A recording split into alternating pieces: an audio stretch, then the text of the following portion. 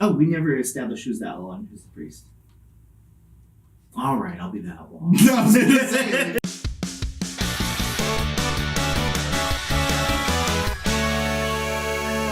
Hi everyone, welcome to GameGorgon. My name is Groog. I'm Indigo. Today we're here to talk to you about the Outlaw and the Priest. Pew pew. Okay.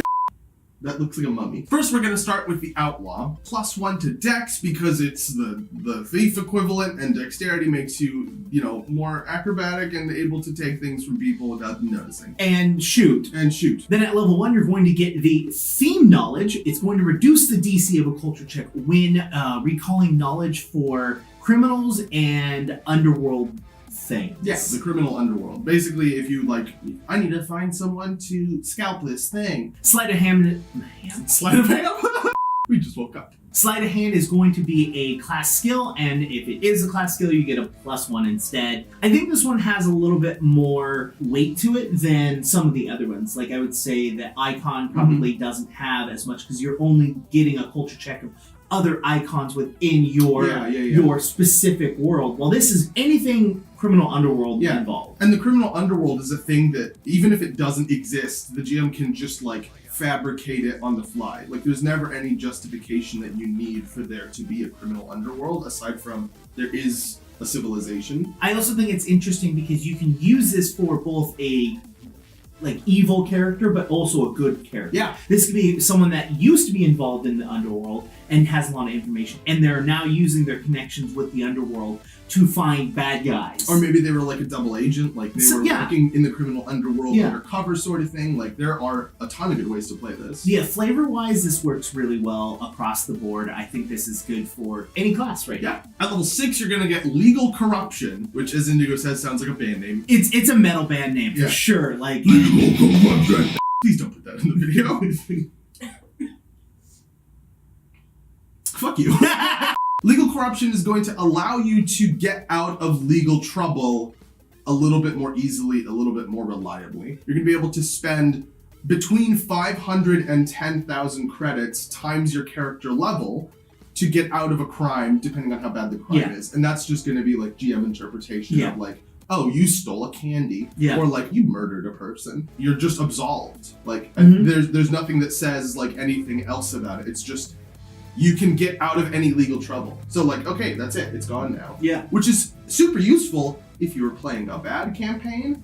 Not as useful if you were playing a good campaign. Yeah. Unless the law is the evil thing you're fighting against. Yeah. It's rare that you get any value at all. Sure. But when you do, it's super valuable. Yeah. At the same time, it's a credit sink. Yeah. And it has an additional added cost to using this feature. Right.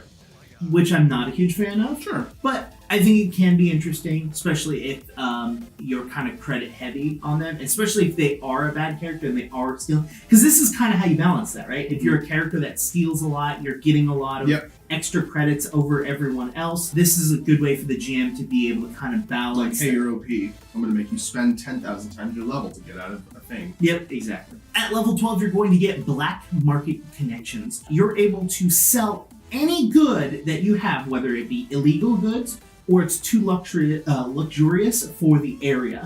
The added benefit to this is that you can buy anything and for a 10% increased cost and have it delivered somewhere near the purchase location. Let's pay an extra 10% to drop these grenades off inside the cook's area or whatever. And you can pay that. Mind you, there is supposed to be kind of a time delay between when you request it and what it is. And they said minimum has to be the actual amount of time it takes to get there. Yeah. Deliver this weapon to the underside of this table and just have it taped there.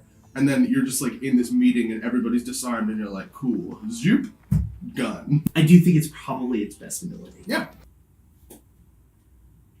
This also, I will say, is probably the best.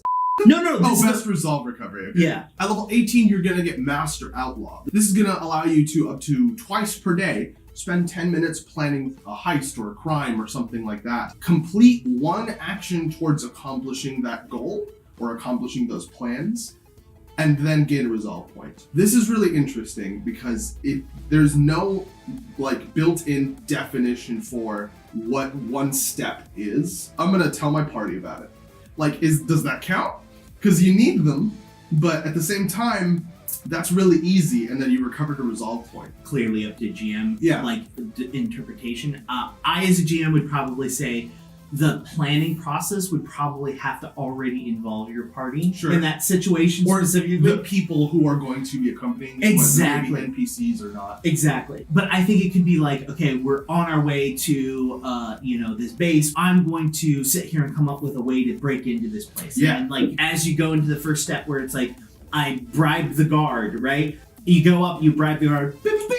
Resolve point. Yeah, exactly. There's also other things you could do, like purchasing materials Yes. for a heist, like It wedding doesn't. events. It doesn't have to be direct to like a dangerous situation. Yeah. It could be like, okay, we're gonna purchase all of these goods. We're gonna build this thing. And like, we're gonna build a giant Trojan horse. And the key is that you've expended resources. I think the counter to, oh, you're not putting yourself in a dangerous situation, I don't want to give you a resolve point, is, well, I've expended resources to, like, bring this plan Sure. closer to fruition.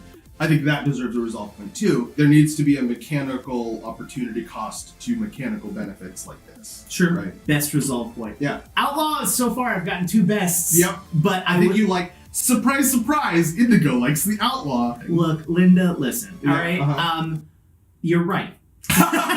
Next, we're gonna go over the priest. The priest gets a +1 to wisdom because they're wise. Indigo's not going to be very forthcoming about the priest because we just talked about the outlaw and his mind is in bad places. Your first level theme knowledge is going to be regarding mysticism and regarding culture checks to recall knowledge about religious figures and religious practices and things to do with religion, obviously. Mysticism is going to become a class skill for you, and if you already have mysticism as a class skill, you're going to get a +1 to it. Mantle of the Clergy is going to give you a +2 bonus to diplomacy and intimidation checks against followers of your faith. Yeah, so whether that be like just a normal practitioner of your religion or like low-ranking clergy, this isn't going to allow you to gain a bonus against like religious leaders. No. It's just kind of lower-ranking people. Our light is having a spasm. It's bright. Ah! You can tell it's darker now because the light died. Yeah. At 12th level, you're going to get Divine Boon, which is super spicy because this is going to allow you to dabble in the magic of your god that's a part of their portfolio.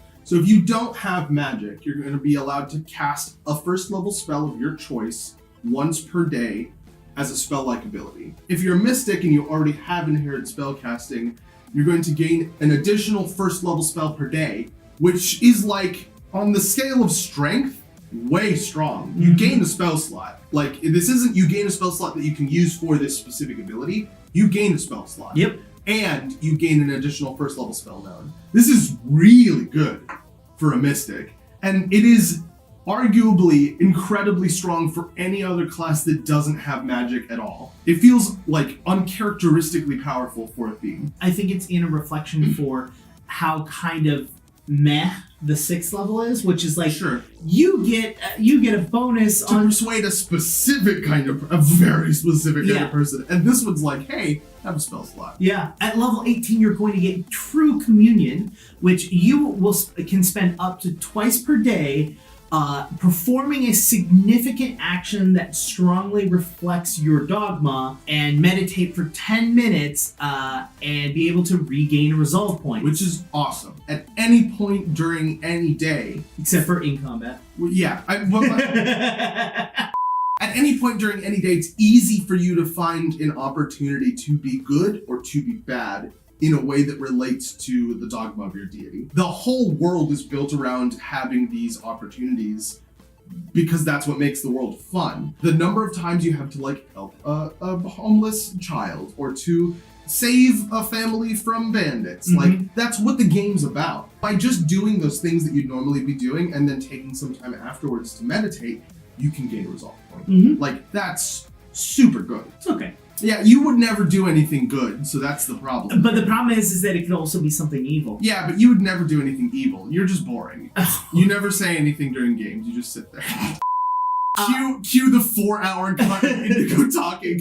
A priest soldier in battle, going into battle and just being like, cool, oh, by the way, while I am a soldier, here's a first level mystic spell. Yeah, like that, just like, The best thing about that first level spell is your GM will almost certainly forget that you have it. And so you're just going to be in this situation where it'd be like, man, I really wish I had that one spell I learned at level 12. Haha, pew pew. And your GM's going to be like, oh, and it's going to be like an anime moment. No, I think both of these are really strong themes, and I like both of them, even the priest. Why don't you let us know what you think about these themes down in the comments? Yeah. While you're down there, make sure to hit the like button, hit the subscribe button, hit the bell icon so you can get notifications for all our future content. Also, I just want to point this one specifically out. I want you to go to our Discord. Fucking, like, we had somebody join our Discord yesterday. They were like, it was so hard to find your Discord. And I was like, why? And they're like, well, dude, you don't have links for it anywhere. In every description of all of our videos, none of you hit the read more thing, do you? We spend all this time writing that fucking description just for an AI to read it to figure out what our video's about? Fuck you guys. You know what? I'm done. Bye. You can talk to me on social media, on Twitter at IndigoQT. You can talk to me on Twitter at QueueTimes, or you can talk to both of us at all these social media things down here. One of them's Discord. One of them's Discord. Bye.